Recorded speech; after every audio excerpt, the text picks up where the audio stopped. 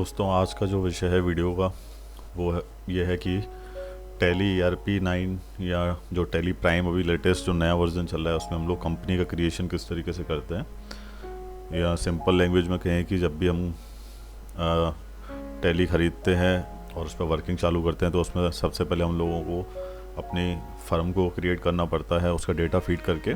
उसके बाद जो भी है जनरल एंट्रीज़ हैं, पेमेंट वाउचर्स वगैरह सब उसमें फीड होते हैं। तो सबसे पहले हम लोगों को क्या है, कंपनी का क्रिएशन करना पड़ता है। कंपनी क्रिएट किस तरीके से होती है आइए समझते हैं। सबसे पहले आप टैली सॉफ्टवेयर को ओपन करेंगे अपने सिस्टम पर, और जैसे ही आप टैली को ओपन करते हैं तो कुछ इस तरीके से, जैसा कि स्क्रीन पर आप देख रहे हैं, होम स्क्रीन जो टैली की है ओपन हो जाती है। और आप देख रहे हैं कि राइट साइड में कंपनी इन्फो दिया हुआ है, उसमें सेलेक्ट कंपनी है और login as remote user. Third number पे आप देख रहे हैं क्रिएट कंपनी। अगर आपने ऑलरेडी कोई कंपनी क्रिएट की हुई है तो वो आपके लेफ़्ट साइड में आ जाएगी। आप जहाँ देख रहे हैं लिस्ट ऑफ सिलेक्टेड कंपनीज, आप अगर अकाउंटेंट हैं तो आपके पास जाहिर है 10, 20, 25, 50 जो भी आप लोगों ने जितनी फर्म ली हुई हैं वो सारी आप कंपनी यहाँ क्रिएट करते हैं। उसमें से सेलेक्ट करके जिस पर भी आपको वर्किंग करनी है वो सिलेक्ट कर लेते हैं। और अगर आप न्यू यूज़र हैं और जस्ट केवल आप अपने बिजनेस के लिए इसको मेंटेन कर रहे हैं अकाउंटिंग के लिए, तो आपकी एक सिंगल फर्म इसमें मेंटेन रहती है। दोनों कंडीशंस में कंपनी का जो क्रिएशन है वो एक जैसा ही है। तो कंपनी क्रिएट किस तरीके से करते हैं आइए समझते हैं। सबसे पहले आप देख रहे हैं कि क्रिएट कंपनी पर हम लोगों को ले जाके इसको एंटर करना है।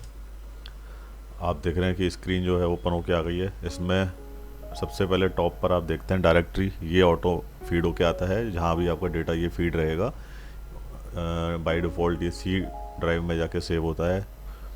लोकेशन आपके सामने आ रही है। जब भी आप इस जो कंपनी क्रिएट करेंगे उस पर जो वर्किंग करेंगे और वो जो सारा आप बैकअप लेकर रखेंगे वो सारा का सारा यहाँ जाके सेव रहेगा।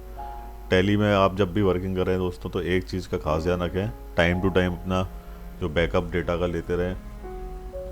इससे क्या है कि कल को अगर कोई सिस्टम में आपकी कोई कमी है या विंडो में कोई एरर आती है तो आपका डेटा सेव रहता है। अदरवाइज़ आपका डेटा जो है वो लूज़ हो जाएगा, तो आपका पुराने जितने भी आपने जो डेटा फीड कर रखे हैं, बैलेंस शीट, पेंडल वगैरह के, सारे मिस हो जाते हैं। तो बैकअप आप समय पर लेते रहें। सबसे पहले आप देखिए नेम पूछ रहा है। सपोज इसमें मैं अपनी फर्म का नाम ही डाल देता हूँ,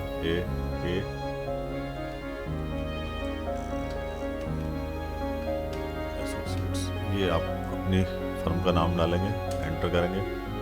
मेलिंग नेम आपका सेम आएगा, आप चाहें तो उसको चेंज कर सकते हैं। जनरली ये सेम ही रहता है तो उसको सेम रहने देते हैं।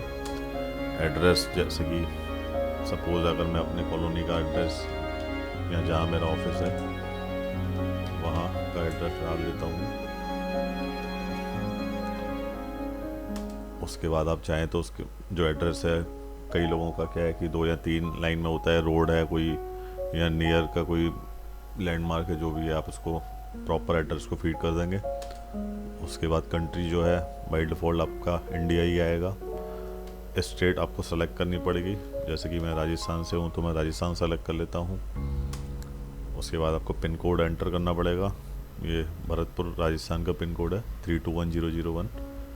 उसके बाद आपको कॉन्टैक्ट डिटेल्स फीड करनी होगी, जो भी नंबर है,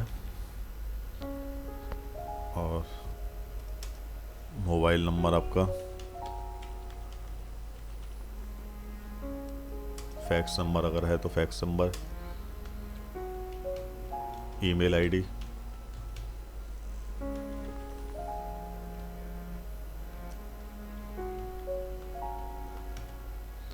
अगर आपने कोई वेबसाइट बना रखी है तो आप उस वेबसाइट को यहाँ फीड कर सकते हैं।